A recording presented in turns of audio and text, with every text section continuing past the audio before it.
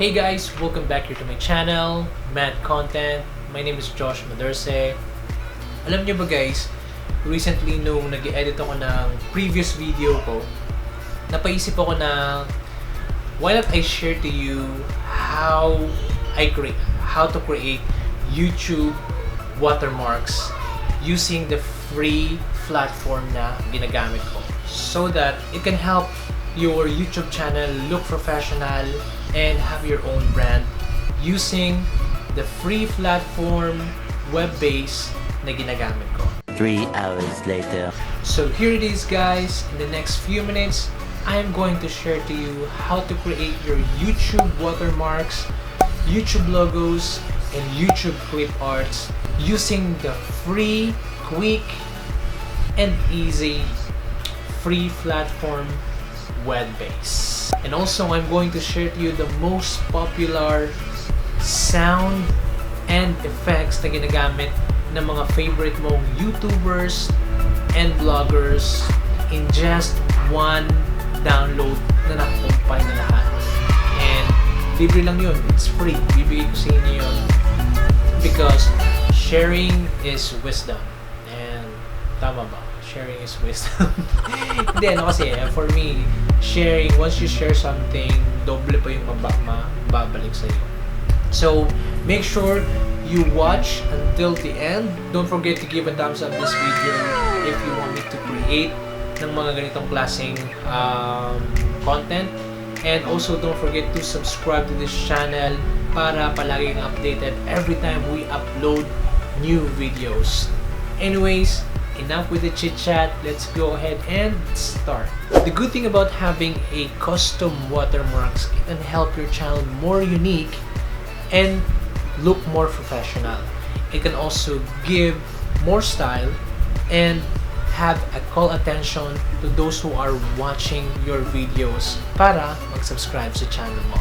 Okay guys, so before we jump into my computer, I need you to go to canva.com. Link on the description below. And by the way guys, disclaimer it's not sponsored by canva.com. I just make this video para ma-share sa inyo yung kagandahan ng platform na to, because it's a free platform. You can use this in your social media posts, anything guys, na mga graphic design kung wala kang knowledge sa Photoshop. So link on the description below. And if you are watching this using your computer, gusto ko na sumabay ka sa akin mag-edit. So let's go. Okay guys, so right now I'm here in canva.com. I've been using this free platform almost 2 years now. I mean 3 years now. And I'm so in love sa platform na ito because you can edit any graphics, design.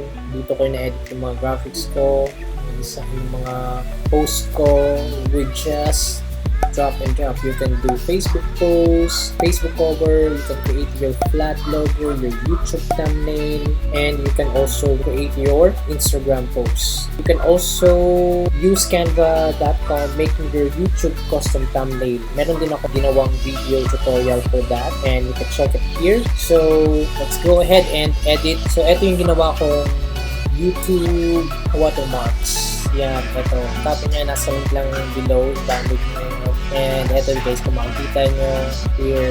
Yan, ito. Kita nyo.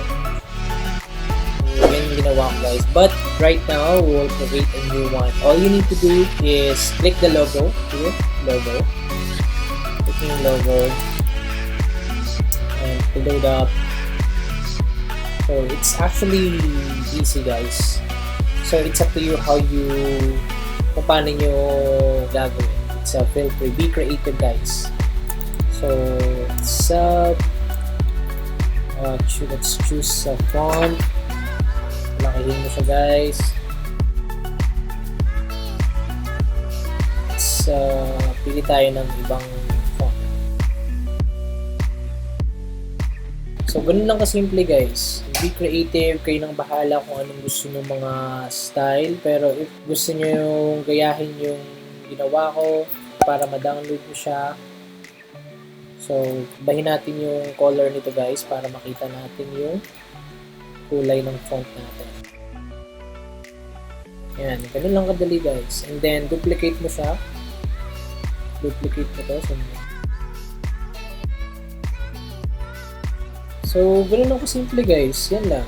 I'm sure kaya nyo to guys. No need to have Photoshop knowledge guys. You can do this using canva.com. And, select ko siya lahat ng dalawa.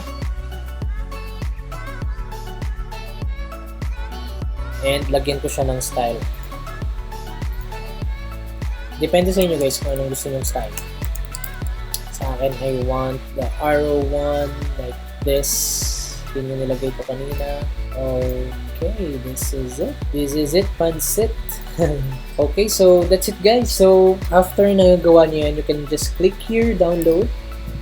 And make sure you put check on transparent background and then download. After you download it, you go to your channel, go to your YouTube studio, then go to the settings, click the channel, then brand, here, brand, and ito na yung akin. Just click to add your watermarks.